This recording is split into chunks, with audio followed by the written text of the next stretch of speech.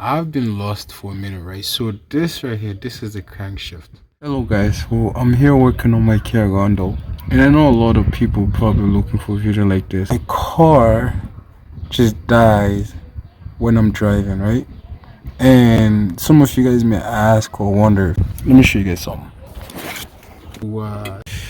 So I just want to show this to Ray. So if you are working on a Kia Rondo engine, this is a Kia Rondo engine. It's a 2.0 or 2.4. It's a V4. So if you're trying to find the crankshaft connection, so this will be the crankshaft connection. So this will be the intake right here. Throttle body is right here. So the plug right underneath, right here. This will be the intake. Not the intake. The crankshaft plug. Just so you can follow the wire, and then it's kind of hard to see. So listen, I've been lost for a minute, right? So this right here, this is the crankshaft.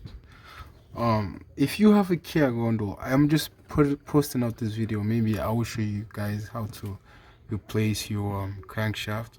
I'm currently waiting for my crankshaft. I just wanted to check really to see if there's anything I can do before it comes, right? So if you have a Kia Rondo, this is a Kia Rondo 2016.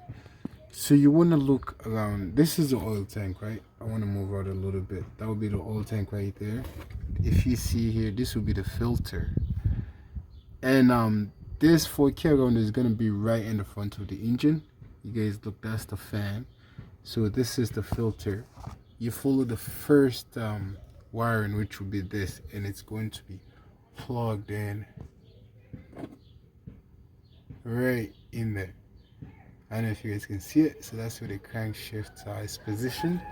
It's right in the front of the engine, by the oil tank. And in some places, I think in the UK, it's called a Kia Karen, but whatever the case may be, we're in Canada, and this is a Kia Rondo. So toodles.